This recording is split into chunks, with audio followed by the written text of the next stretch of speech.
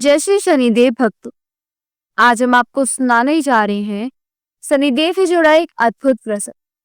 ये कथा हमें बताती है कि क्यों कभी कभी धनवान व्यक्ति भी अचानक निर्धन हो जाते हैं और किस प्रकार शनिदेव कर्म के महत्व को समझते हैं। एक बार कैलाश पर्वत पर देवी लक्ष्मी और शनिदेव का मिलन। देवी लक्ष्मी, जो स्वयं धन, वैभव और सौभाग्य की अधिष्ठात्री देवी मानी जाती, अपने मन में एक जिज्ञासा लेकर शनिदेव के पास पहुंची। लक्ष्मी जी ने नम्रता से प्रश्न किया, हे शनिदेव, मैं तो धन की देवी हूँ। मेरी कृपा मात्र से मनुष्य निर्धन से धनवान हो जाता है।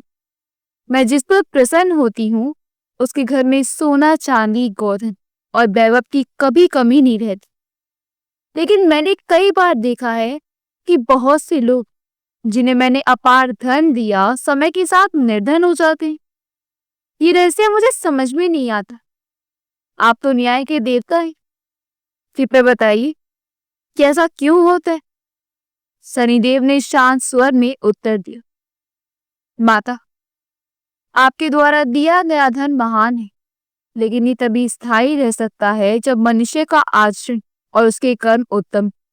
यदि व्यक्ति अहंकार, आलस्य, अन्याय, लोभ और अधर्म में पड़ जाए तो वह आपके दिए धन का सदुपयोग नहीं कर पाता।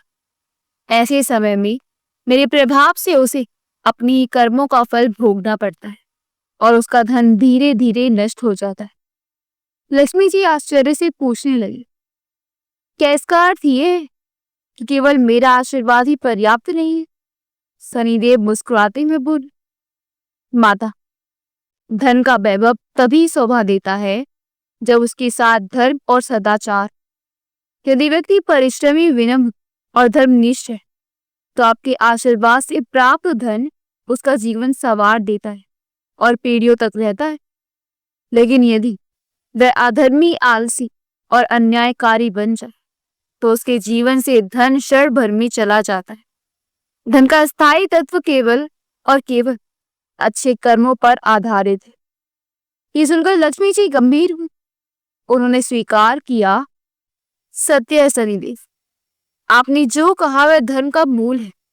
धन तभी सार्थक है जब वह धर्म और सदाचार में लगाया जाए, अन्यथा उसका नष्ट होना ही उचित है।